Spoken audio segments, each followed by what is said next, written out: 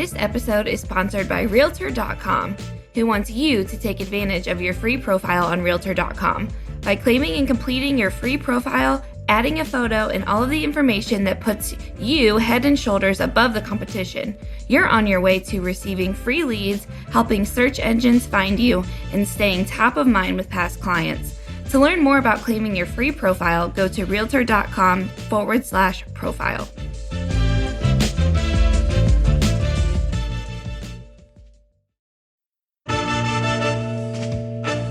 Welcome to the Real View podcast, where Ohio Realtors connect you to innovators and influencers, keeping you with the real view of real estate. Whether you're a broker, agent, first-time homebuyer, industry leader, or just happen to stumble upon our podcast today, you can expect to hear tips, tools, tricks, interesting information, and so much more from the experts in Ohio's real estate game.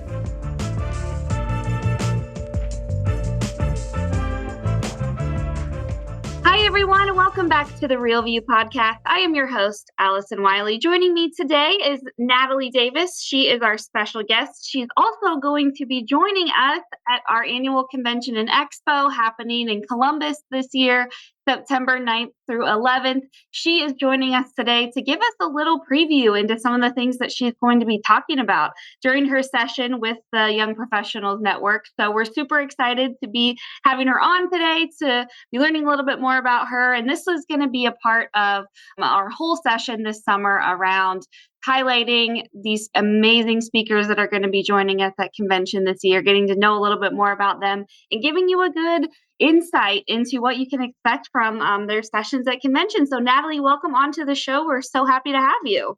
Oh my gosh, thank you for having me. I'm so excited to be here. Yeah, and as I mentioned, we're going to dive into what you'll be talking to us about at our convention, which is all about communication, how we can communicate, how to not communicate, how we can do it better. It's such an important skill. But before we get started on talking about today's topic, I want to hear a little bit more about you, Natalie. I know you're super dedicated to our industry, to your association, really involved with a ton of different classes. You won Realtor of the Year in your local board. So tell us all about you, your history, and a little bit about how you got started in real estate. Wow, I'd love to. I love how much you know already. That's fabulous. So giving everyone a little bit of insight. So hello to all of the listeners. I'm Natalie Davis, and I'm actually joining you all from Colorado. So I'm so excited to come out for convention later this year. I am a licensed realtor here in the state of Colorado, and I got into the business in 2010. And real estate is something that I absolutely love and I'm passionate about. But leadership training and development is the other caveat that I'm super excited to have the opportunity to dive into, which is the space that I do all of my speaking, coaching, and training. So as you heard, I am a part of the real estate industry, and I have the opportunity to serve as a facilitator for continuing education classes and courses throughout the year. I also facilitate strategic planning and business planning for practitioners and associations. And last but not least, I do some coaching as well, one-on-one coaching and group coaching. In terms of my journey that I've had over the last couple of years, I have served at both the local, the state, and the national level for leadership within our association. I've served as the local president for my association. I'm coming off of my year as state president for the state of Colorado. I was president in 2023. It's a little bit different. I'm not taking it as like being neglected at that immediate past president year, but it's a lot of lighter of a lift for me. And I had the tremendous opportunity to serve under President Leslie Rudismith in 2022 as the member services liaison, where I was able to work directly with the National YPN Advisory Board. And in 2025, I'll have the opportunity to serve with President Kevin Sears. And I'm so looking forward to that on the Realtor Party side of our association. So that's me in a nutshell. I'm a realtor, as I like to say it. I am totally invested and committed to our industry and our profession, because what we do stems so much further than the day-to-day practice of real estate. We have such a tremendous opportunity to serve a role within each of our communities that we live, work, and play in, and really weaving together a fabulous place for other people to live, work, and play. So that's my passion. That's my background. That's where I am. No, I love that. Thank you so much for sharing. And I was going to ask you too, why being involved is so important to you. And I think you answered that question, and I love asking that to realtors who are involved, and they all say the same thing. Like we do so much more than just buy and sell homes. Like there's so much more to our industry, and it's important that we're taking that time to better our industry, to further to serve in that way. So thank you so much for your service and for everything you're giving to this industry. And I know you're going to still be involved for many, many years to come. So we appreciate That's my hope. As long as everyone will have me, I'm here. Yes. we appreciate your involvement and your passion and really giving back to our industry. And I know on your comment about the our past president right now, you said that's the best title that I could have right now is Yes. past president. You're still involved, still in the loop, but you served your duty and now get to sit back and watch others go before you. So I love that you say that. Exactly. It's a beautiful thing to watch. I love watching the future leaders that are coming up. When you think about that year that you serve as president, well, for me, I'll make this an I statement. I never thought about the year after. I only focused on, okay, at the year that I'm in my term, what does that look like? What does it feel like? What do I want to do? What do I hope to accomplish?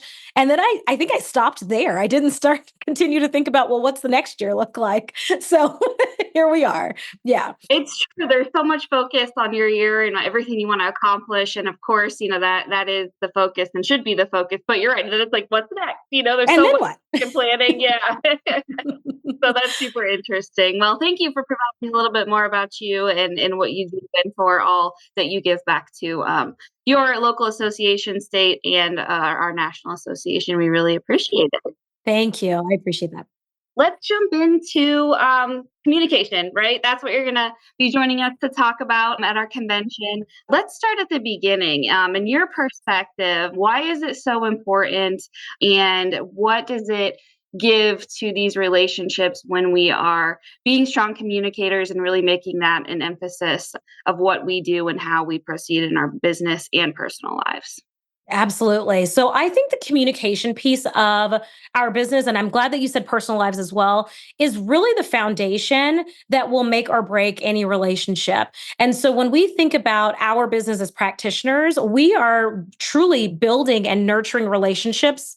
Well, that's the philosophy that I take. I think that we should continuously work to have stronger and deeper relationships with the people that we're helping, if it's buying, selling, investing, or renting for folks that work within that space.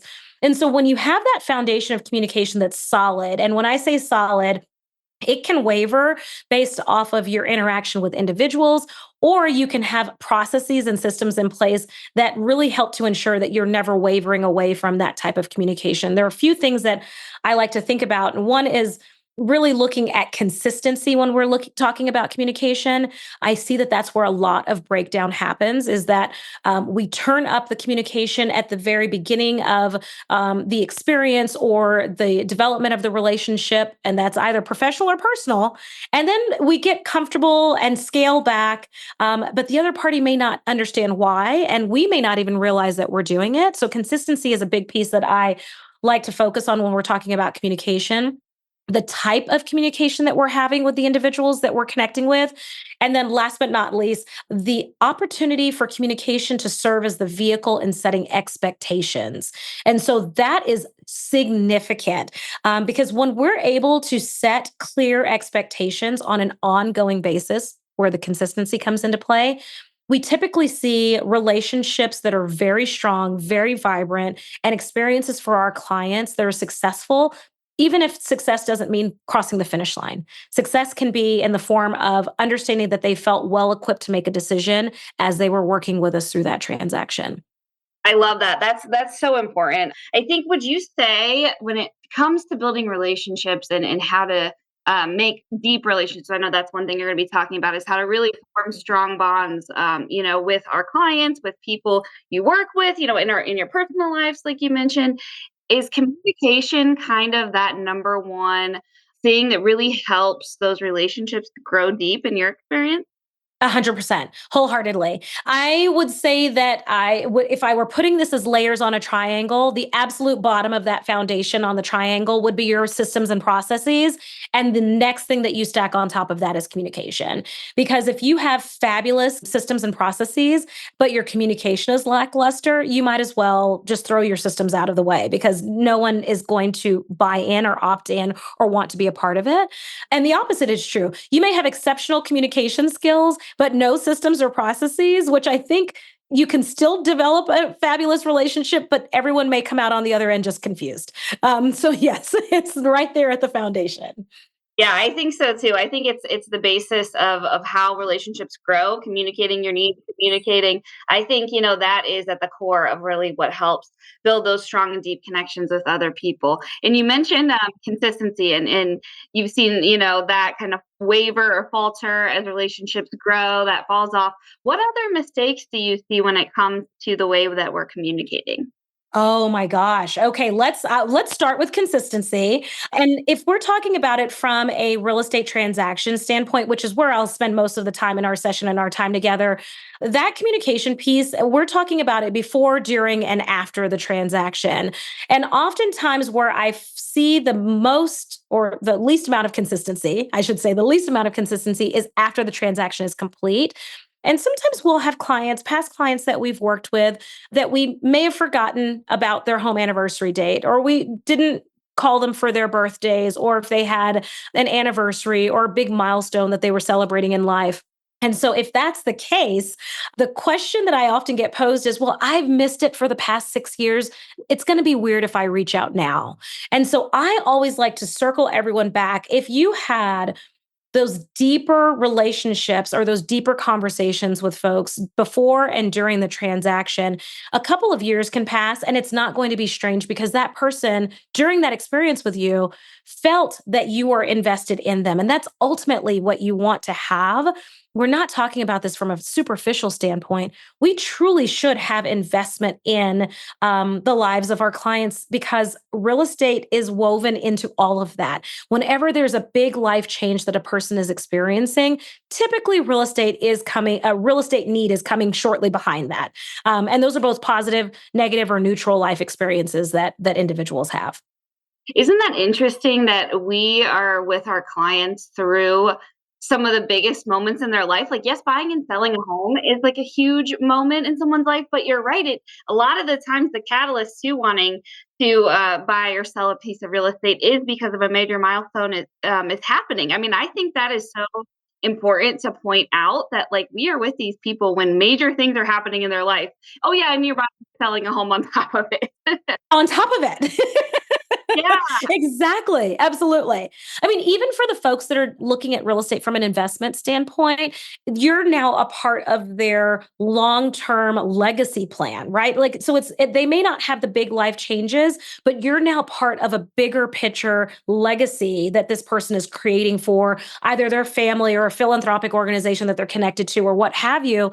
That connection is so deep and intimate. I come from the viewpoint that we shouldn't take it lightly. No, not at all. And I think that goes to the point too of why we should be building these relationships and why we should be putting so much time and energy into it is because Yes. it's going to be a lifelong thing. Or, we hope that it's going to be, a lifelong thing. And you want to be in a good place with your clients. You want to have that strong, deep connection with them so that you are able to connect on that level. And I think it goes back to why this is so important and so critical to be doing and focusing on.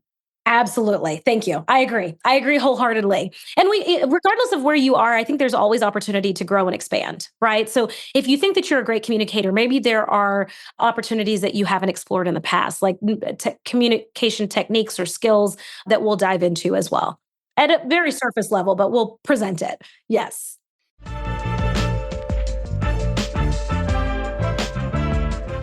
This episode of The Real View is brought to you by the Ohio Association of Community Colleges.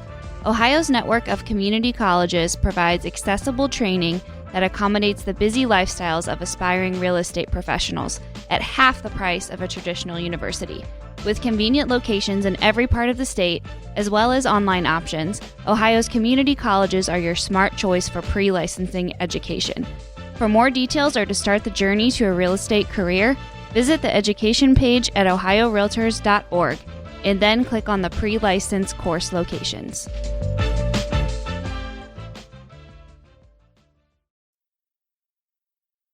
Yeah, and that's a good point too. How can we identify if there are that gaps in the communication? You gave that great example of, well, if you haven't reached out to someone or you missed an anniversary, you didn't reach out and now it's a year later, do you do something or not? How do you identify those gaps? And what are some ways that kind of you've learned to say, oh, I could have been better or stronger on this?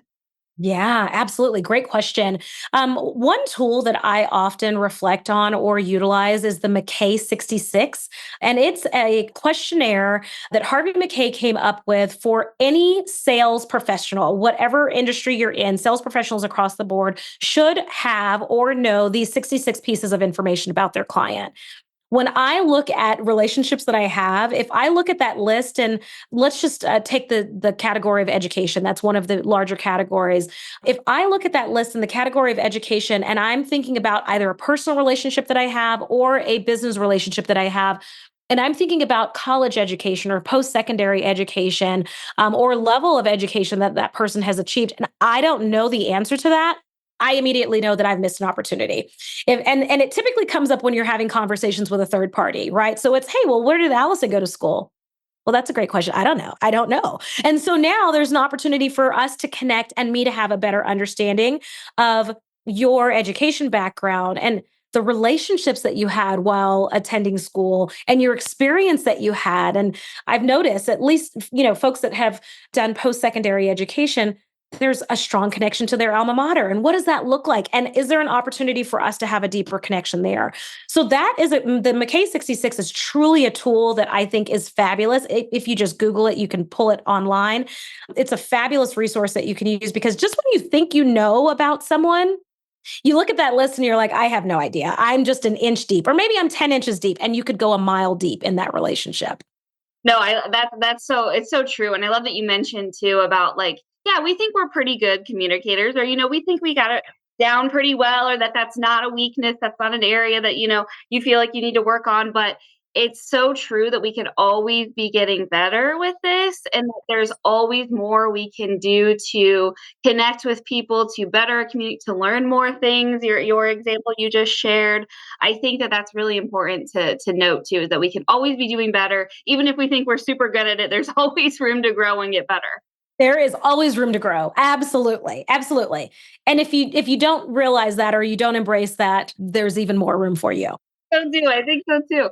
So where do we start with really making this a focus for us? How can we, if we don't know our communication style, if we don't know how we're communicating, what would you say is the best place to start as we think about working on this and trying to get better with it? Yeah, absolutely. I think there are a couple of things that you can do. One is that introspective work, that reflection on yourself, and where you are. How are you showing up? How do you feel that you're showing up? How do you show up in terms of communication style and your preferences? And being aware of that, right? And understanding that how your preference and communication, or at least an understanding of that, is going to be pivotal in terms of the relationships that you're building. For example, I text, but I'm not a big texter. If you send a text message that's more than 3 lines, I'm going to pick up the phone and call you, because I think it's worth a conversation, even if it's just a 2-minute conversation. That's my communication style. So I'm able to set that expectation for my clients as well. If it's something that needs to go a little bit deeper in detail, I'm not going to send all of the details to you in a text message. I'm going to pick up the phone and call you. Now, my client may not embrace that same technique in terms of communication style, so they may send me to voicemail. I'm a long voicemail message person. So you will get all of the details on the voice message, because in my mind, when we're looking at the time that we're investing with our clients, if I'm reaching out to my client to give them an update, here are all of the updates. If you have questions, if there's confusion, reach out, let me know, I'm available. But it was more than a text. I didn't want to send it to you in a text message. So that introspective work, I absolutely know how I communicate on that. I am also very sensitive on the amount of notifications that I get. So I don't spend all day in email. I don't spend all day in my direct messages. I don't spend all day in my text messages. And there are some days that I sit down and I look at my text messages and I have 10 messages that I need to respond. I will get back to you. It's not going to be immediate and in that moment. And that's mainly because of how I spend my day to day. So do the introspective work to figure out where you are and how you communicate best. The other piece of that then is making sure I talk about systems and processes, that your process includes the question to your clients and or significant others in terms of understanding how they like to be communicated with as well. Because we don't want to just communicate with the other party the way that we like. We want to see what our strengths or weaknesses are and then marry them to the person that we're connecting with, so that we can establish that deeper relationship. Now, if I am having a conversation with a client and they express, I would rather you text me only. Voice to text is a great feature that I utilize. Fabulous. You're only going to hear from me via text. They will probably be long text messages. Don't send that back to me, though. I'm not going to go through and read all of that. Let's just pick up the phone and get on a quick phone call. So, self reflection, the introspective piece, making sure that you're asking questions to understand how the other party likes to be communicated with. And then also just doing that reflection on how deep the relationships are truly running that you're having. Are they very surface? One thing that we'll dive into is forward conversation, the family, occupation, recreation, and dreams. It's become very popular over the years. But when we talk about those forward conversations or having forward questions that we're asking, it goes much deeper than me calling you this week and saying, "Hey, how's the family?" Wonderful, great. And we move on. And then 2 weeks later, I call back and I say, "Hey, how's the family?"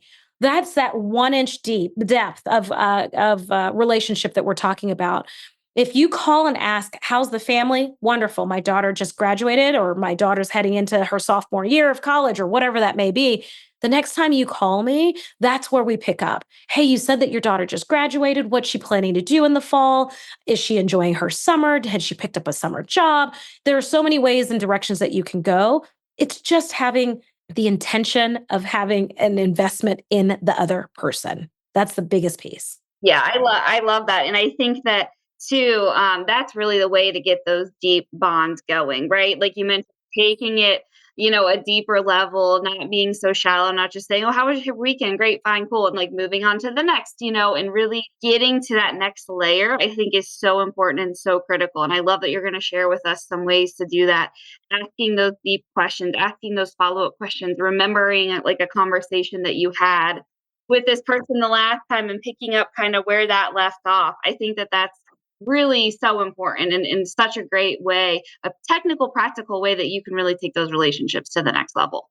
Absolutely. And you mentioned like remembering what was said in the conversations. I, in no way, shape, or form, expect all of us to commit all of the details to memory. And this is where like a strong, vibrant CRM really comes into play. But I'm not diving into that. But if that's starting point number one, if you are not there, at least sign up for something that you'll use.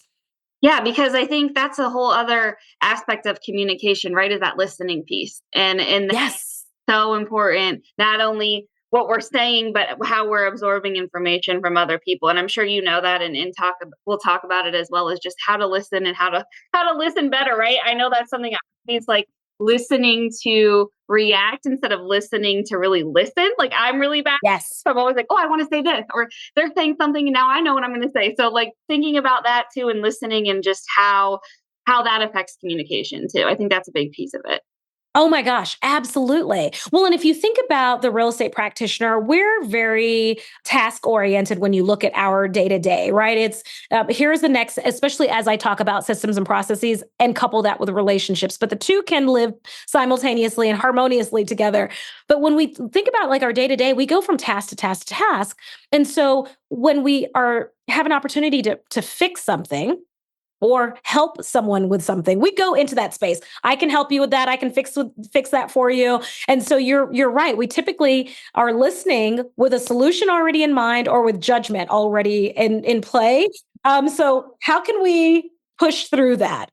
Tough. It's not, I think, something that comes natural. At least I know for me, it's not something that comes natural for me because our brains are always churning at such a high speed. And I think, when we put focus on that and trying to get out of that and really just listening to hear somebody, I think that really makes them feel good and valued and starts to help build that bond as well. Absolutely. Absolutely. You're spot on. Yes. And you mentioned, setting that expectation, right? Talk to us a little bit more about that and how we can communicate our expectations and how that really works into this whole idea of being an effective communicator and building those deep relationships. Yeah, so it's another arm that springs off of the communication piece when we're talking about expectations.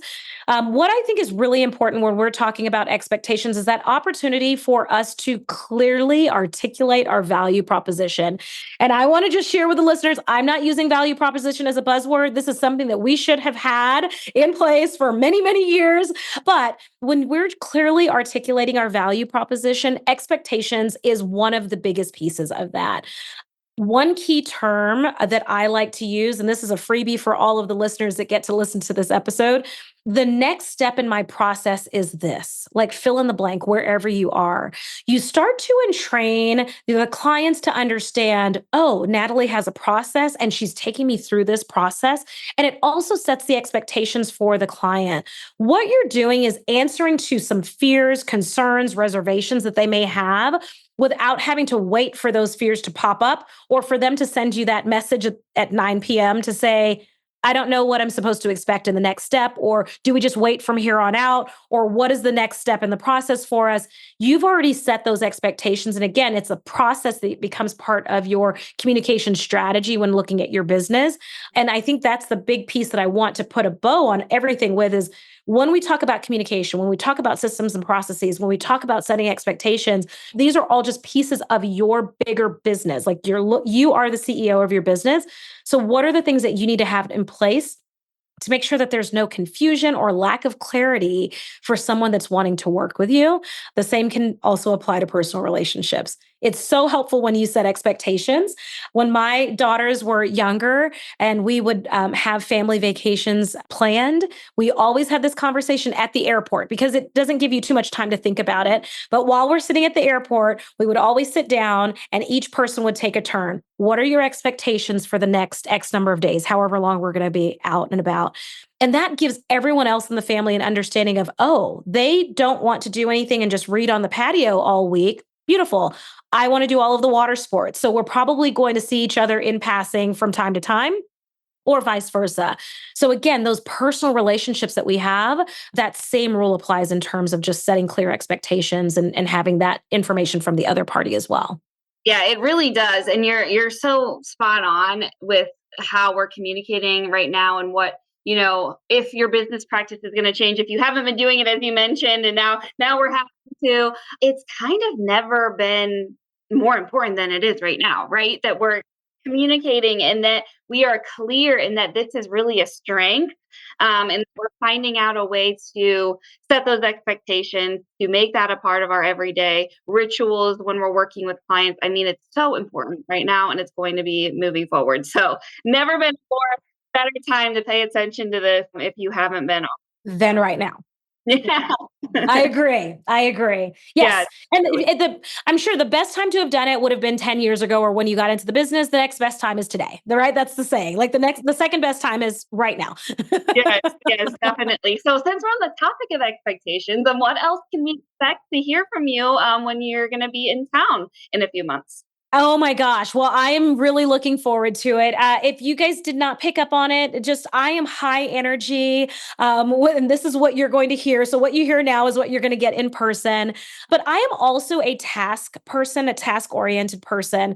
So, we will definitely have the opportunity to kind of mastermind and share ideas and what best practices and what works.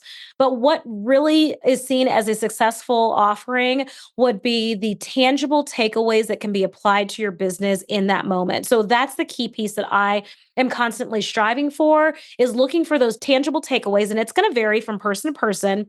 But what can you apply, implement, and or tweak in your business in that moment that will make a difference in terms of the depth of your relationships that you have, the number of relationships that you have, and the experiences that you have. And ultimately, the byproduct of that is how it impacts your business. I don't spend a lot of time focusing on the secondary, the byproduct piece of growth in your business, because I think if you focus on doing the right things, the results will eventually come.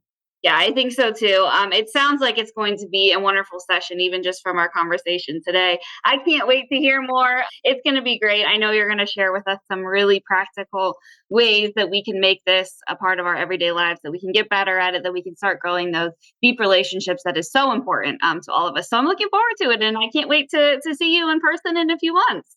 I am as well. I look forward to seeing everyone. And thanks so much for having me on. This was so much fun. I appreciate it. Yes, for sure. And to all of our listeners tuning in, make sure you guys are registered for convention. You can go online, ohiorealtors.org, get signed up for it right now. Get to hear from Natalie. Make sure you circle her session on any of your agendas. You don't want to miss out all of this great information and knowledge she has to share with us. So, Natalie, thank you again so much for joining. And to all of our listeners, thank you guys for tuning in. We'll be back with you next week. Thank you for listening to The Real View. That wraps up today's episode. You can keep up with the latest on the podcast at ohiorealtors.org/therealview and on Apple or Google Podcasts, Spotify, or wherever you listen. Have questions, comments, or suggestions? We want to hear from you. Email us at podcast@ohiorealtors.org. We'll see you next time.